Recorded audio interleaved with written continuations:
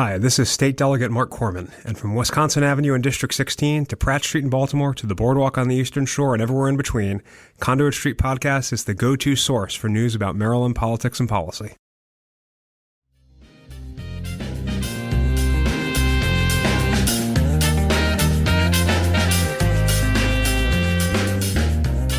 Hello and welcome to the Conduit Street Podcast. Kevin Kinnally here with Michael Sanderson. And today on the podcast, we're going to talk about two of the hottest topics at the local, state, and federal level. Michael, we're going to get into infrastructure, and then we're going to get into cybersecurity.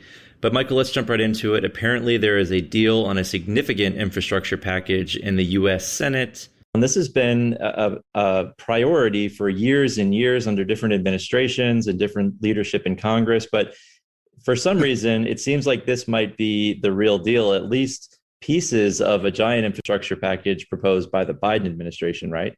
Yeah, it feels that way. And it's kind of weird. You have to, this story, the relevant story today has a tale from years ago, really the beginning of the last administration.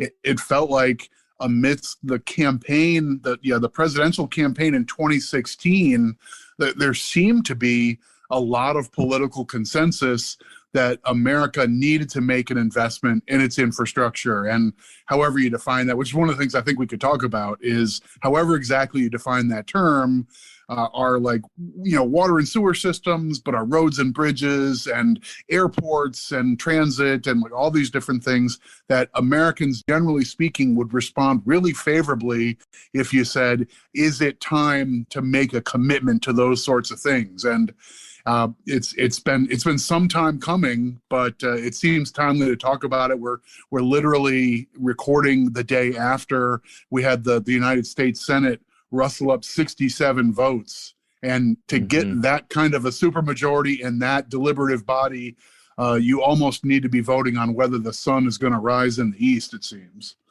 Right. So that in itself, I mean, just enough to start the process, to start the debate is a major hurdle. And it's one that is significant. I mean, Infrastructure Week, Michael, it started to become its own joke right. Around DC in the punting class there, right? Well, I think the reason that became such a joke, and if you're not familiar with this sort of running joke in and around people who do federal politics for the last 5 years or so, it's kind of become this running joke that as it seems like the whole political class would follow whatever the bouncing ball was that moment, and suddenly everybody's all up in arms about whatever, immigration one moment and some other thing that's in the headlines, and other commenters and so forth kept saying, well, this has been a really interesting infrastructure week. And I feel like the joke has always been, like, America wants you to tackle important stuff like our roads and bridges, like our clean water. Those sorts of things are really important to Americans. And here are our elected representatives. And instead, they're bickering over who wore what color suit or who said right. what to whom, or things that feel totally ancillary and sideshow and so forth. So Infrastructure Week was always meant as sort of the pejorative way to say, there they go again, frittering away time and energy on dumb stuff, when it was supposed to be time to get to serious things like rebuilding our infrastructure. I think there's some important context to that sort of punchline. Yeah, it's always amusing. I was always amused by it. But Michael, let's get into infrastructure and what counts as infrastructure. I mean, you talked about this a little bit earlier, but it's really important. And I think traditionally we've thought of infrastructure as roads and bridges and, water treatment plants and the like. But what about broadband? And what about human infrastructure like free community college and universal pre-K? And that's a big part of this, right? Because what's on the table now are pieces of President Biden's massive proposal back in March, a $2.3 trillion package that's really was sold as the next wave of post-COVID investment and recovery. Yeah, I think it's probably fair to say that I think that big, really broad opening salvo was meant by the administration as the way to start a conversation. And it may very well be that they supported all the elements that were in that plan. and so forth. But it's an iterative process. You have to go step by step through a political process. And even if you have the same political party holds a practical or a functioning majority, it holds the White House and holds the Senate and holds the House, you do have to take a look at, okay, what would it take to do all these things and get sign off from all those levels? And that's more complicated than just introducing your proposal. Here's our press release, here are our summaries and so forth, and it's going to be a bill and so forth. So I don't know. I don't think it's cynical to look at that and say this was a beginning offer with every intention of this turning into some degree of compromise. You say, we want all 10 things in the hopes that you can end up getting 6 of them, right? I don't think there's anything unusual or nefarious about that kind of political strategy, is that we want to do all these things, and included on that list. I mean, I don't think we want to rehearse sort of chapter and verse of the whole plan from back in March, but the $2.3 trillion plan included, changing labor laws and the $15 minimum wage and like a whole wide range of policy issues, as well as just federal spending. Right. So it was meant to be investing in lots of different things. And I think on this question of what is infrastructure, I think it's fair to say that plan caught some flack for saying, a $15 minimum wage is infrastructure, and all these different things that, they're important. They're priorities for the new administration. All that's fair. To put them under the term infrastructure got some feathers ruffled, and that made this conversation sort of, a winding path. It's probably fair to say. Right. And so obviously it became clear that opening salvo was not going to happen. They weren't going to have any bipartisan support. And so really the Democrats have been, for months now trying to come up with, an agreement within their own party and how to, maybe define infrastructure and some of the human capital elements that may not be able to be a part of, the more traditional infrastructure elements that apparently we have this agreement on, which would, invest $550 billion with a B in stuff like roads, bridges, broadband, clean water, etc. But, so now we have this deal on the table. And as you mentioned, Michael, it is now cleared a significant hurdle in the U.S. Senate. And I think there was, through the months of April and May, there was a lot of back and forth with the Democratic Party leadership in the House and in the White House of saying, what's the right path to try and do this? And is there a way to get, candor, to get the votes on the floor of the House, whether that's, through this sort of reconciliation trick, which, this is beyond our expertise, but there's a procedural process for budget-related topics to come back for a final majority up or down vote in the Senate in particular. And that's a way to not trigger the traditional filibuster rules where you have to cut off debate and that takes 60 votes. So there was a lot of back and forth. And if you've been following the headlines on this through the spring, in the month of April and into May, it was not clear at all whether the path forward for a big infrastructure initiative would be a single party path that included whatever we can do through 50 or 51 votes, or would they want to turn it into a program that probably would be narrowed down, but would be done so in a way to bring aboard more votes from the other side of the aisle, particularly in the U.S. Senate, and what the changes to the plan would have to be to make that happen. And even as recently as, 3 or 4 weeks ago, I don't think it was 100% clear to onlookers. When we were at the National Association of Counties conference a few weeks ago in Prince George's County, this was one of the topics on the tongues of speakers and presenters and in the hallway all through that event, I thought. Right. It wasn't clear at all whether this was going to be, it's just going to be Democrats or it's going to be bipartisan, and that means it'll probably be a thinner plan. So this took some time to really come together, I think. Well, at this point, we know where we are. There's a deal on the table. It's a significant infrastructure bill, even though some of the more human components of infrastructure are not in this agreement. This is still a massive investment in our infrastructure, in our roads, in our bridges, in broadband, in transit, in water safety and quality. So a huge deal. And at this point, the Senate could pass the bill in a traditional sense. It's looking like they could have the votes to do that. They could also do it through reconciliation, as we've mentioned. Either way, it looks like they could be on track to get something done before they head out for recess in August, something that the Senate Majority Leader has continually said he wants to do. Then it has to go to the House. There are some hurdles there.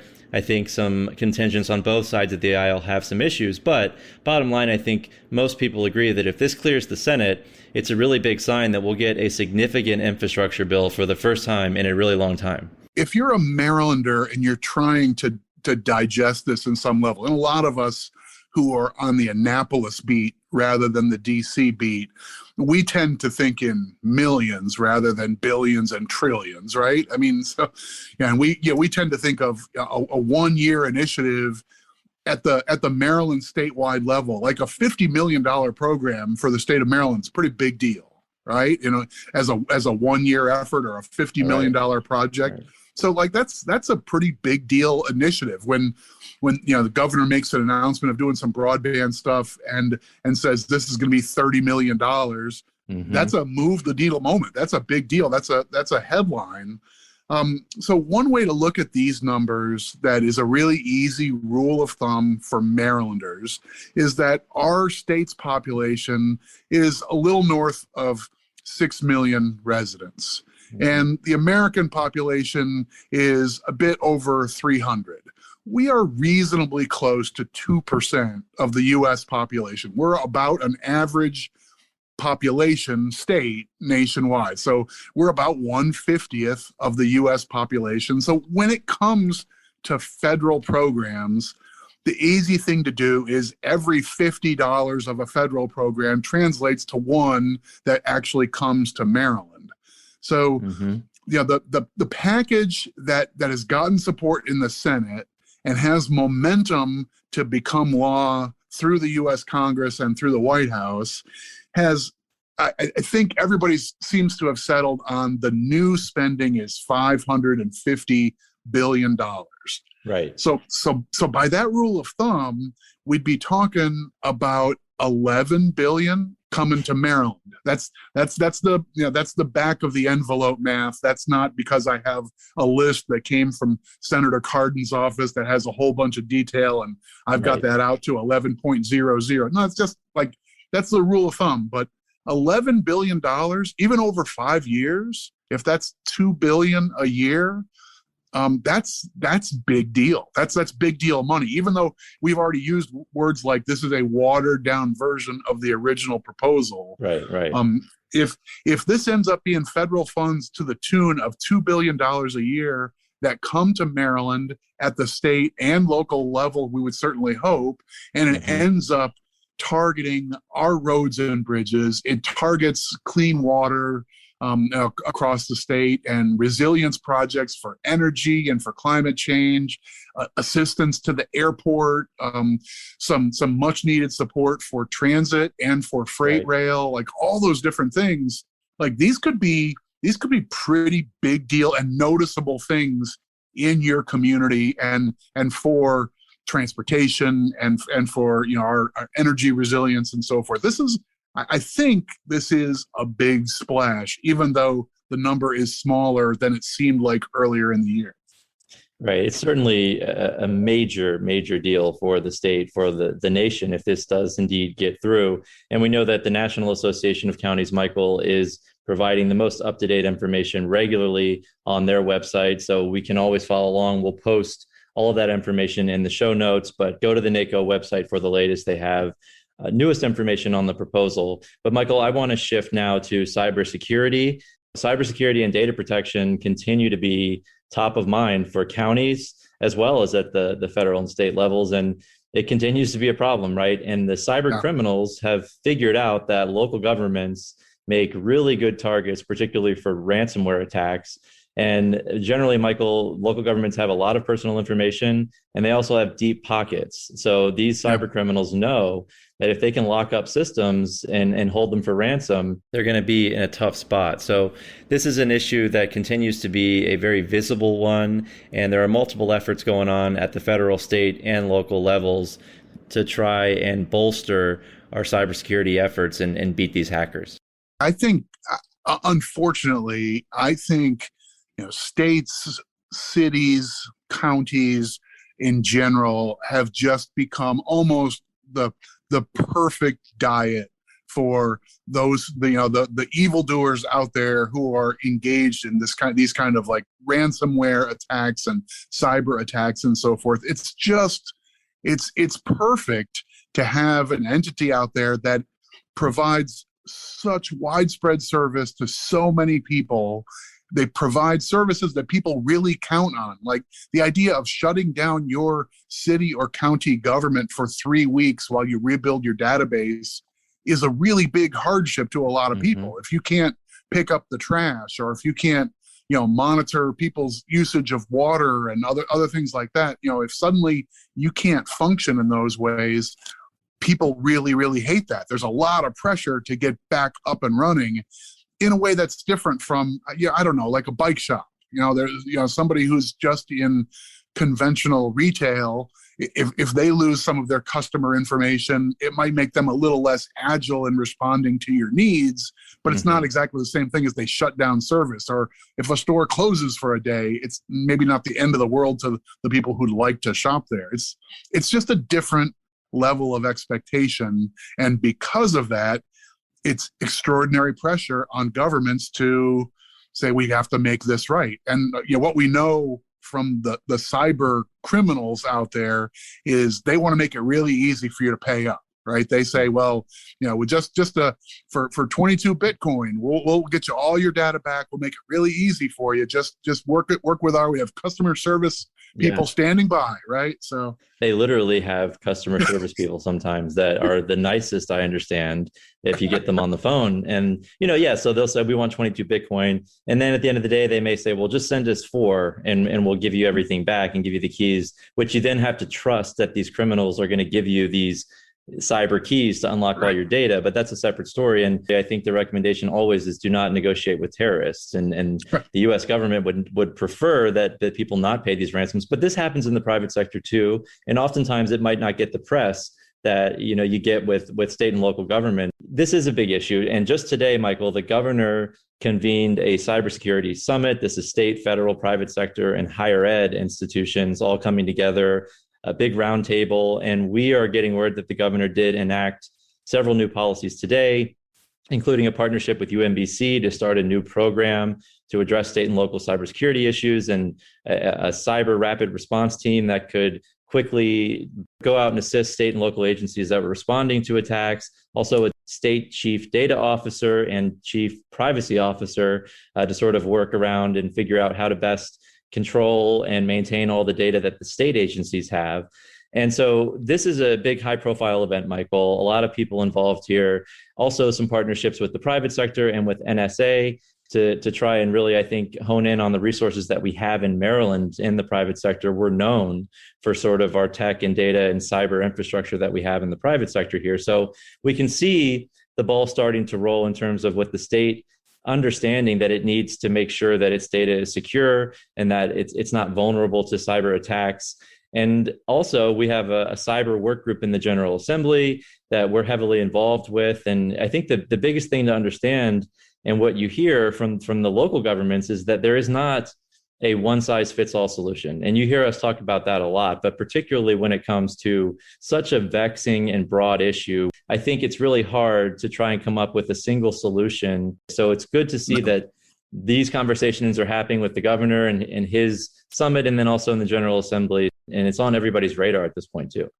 I think it's one of those topics that has been growing in importance as virtually everything becomes managed through connected databases and the like, right? That's practically speaking the only way to provide these functions. And so more and more information is held in the cloud or in connected databases and things like that. So we know that's the case, and it's a bigger issue than it was 2 years ago, and more so than 5 years ago, and way more so than 10 or 20. But I also think that our cyber vulnerabilities have been brought to the fore by this pandemic, as we have workers working from remote locations, and some of them picked up a laptop that would have been in their physical, office workspace, and now they're using that same equipment elsewhere. But a lot of people are basically now on sort of bring your own device, right? Mm-hmm. I have a computer at home. I'll use that to log in. And when the further away the equipment gets from the centralized staff who might be the ones to make sure everybody has upgraded with the latest patches and done the firmware updates, and they've gone through the protocols and the training and so forth, the further dispersed all the technology gets, the more vulnerabilities you have in your system. So while we're all learning to be effective and to be accountable while we work remotely, and that means governments and the private sector and folks like us too, right? We're working through that as well. It's added in what's probably going to be a permanent level of extra vulnerability. It's tough for the IT team, instead of going door to door down the hallway, to literally go house to house where all the employees have that remote station set up, accessing their database and so forth. That's just an extra task. So I think this is obviously on an uptick as a matter of importance, and that's why everybody is on board here. That's why we've all been very, very much engaged with the cyber work group that's already been going on. That's why you had all these different stakeholders at the sort of summit setting today. And you have the governor making announcements like, we're going to do these things today, not propose them for next year, not it'll be in the budget and we hope to get something done, but we'll create this stuff now. And let's get ahead of this as best we can. It's that kind of issue, right? Right. So, I mean, I don't want to have to go knock on Michael's door to make sure you have a password on your network, because if you don't and you're working from home and you're logged into a server, that's how you get penetrated, right? So you're right. It's a conversation, I think, that a lot of it is driven by COVID, but there are a number of people, trust me, that have been jumping up and down about this for years. It's good to see that it's getting the attention it deserves. And, also you're talking about the nation's critical infrastructure as well, right? We've seen the attacks on the pipeline software that shut that down. You could have attacks on our energy grid. I mean, so this is a national security issue as well. And we've seen Congress, at least in the House, pass some significant bills over to the Senate, led in part by Congressman Ruppersberger, who we've talked about these issues with before.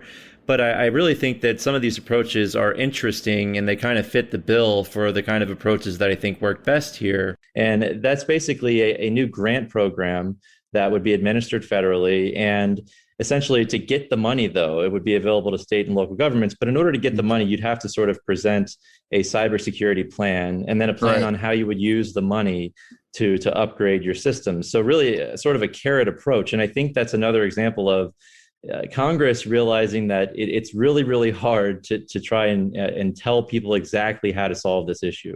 So instead, we'll offer you a carrot, and we want to see how you're going to plan to do this at the local level that works best for you and your constituents to keep everybody's data safe and to keep your network safe, because it's not a one size fits all. So I like the carrot approach. And again, I think it's having those resources available makes all the difference in the world. Well, I think it's no surprise that would be the framework that would appeal to someone like Congressman Ruppersberger. He's got a background in local government and kind of understands that that's a productive relationship. You create the incentive and say, here, like, you use carrots. That's exactly right.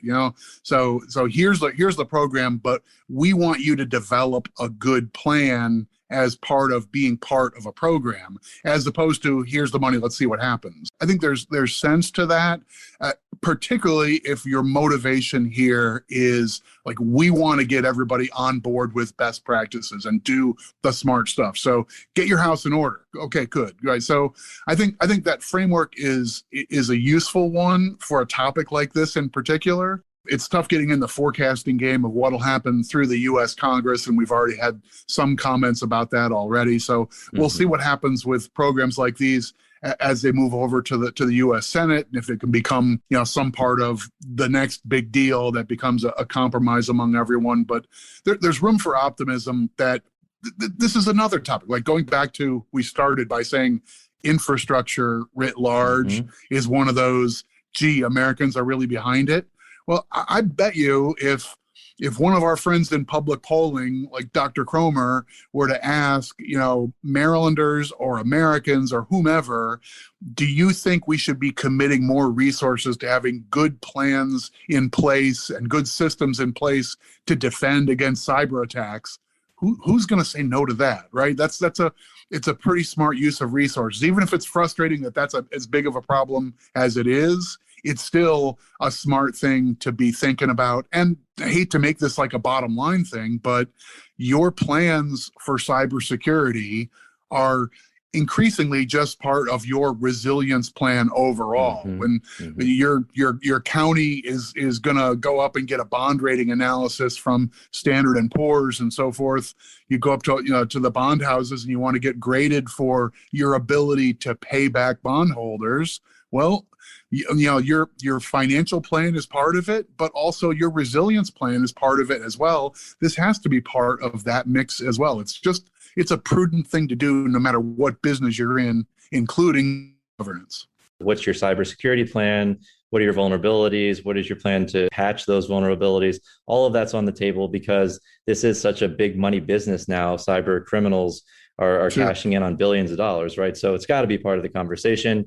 And all of this, Michael, infrastructure and broadband and cybersecurity is going to be on display at the Mako Tech Expo, part of our summer conference. That's going to be Wednesday, August 18th. Of course, the summer conference itself runs 18th through the 21st in Ocean City at the Roland Powell Convention Center, Michael. But the Tech Expo on Wednesday, I mean, it's grown so much over the last few years. It's a trade expo, and then the amount of content that we've added is really remarkable, and it touches on all the themes today when it comes to tech and cyber and broadband, and we the list of speakers is amazing. So I'm really excited about it. Yeah, it's an obvious read the room opportunity for us. We put our toe in the pool. It's been 5 or 6 years now. We've been doing a technology focus on the first day of the conference, and it has grown each year. It's bigger, it's better. We know to fold in content that will appeal to the people who want to be there to talk to tech vendors. They want to be talking about solutions and so forth.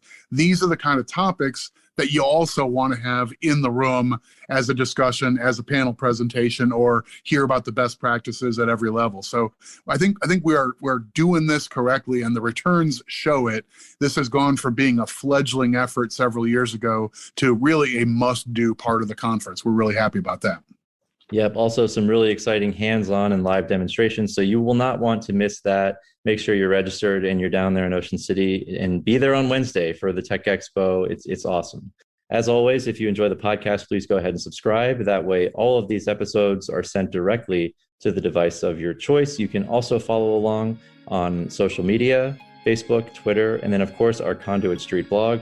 But for Michael Sanderson, this is Kevin Kinnally signing off, and we will talk to you soon.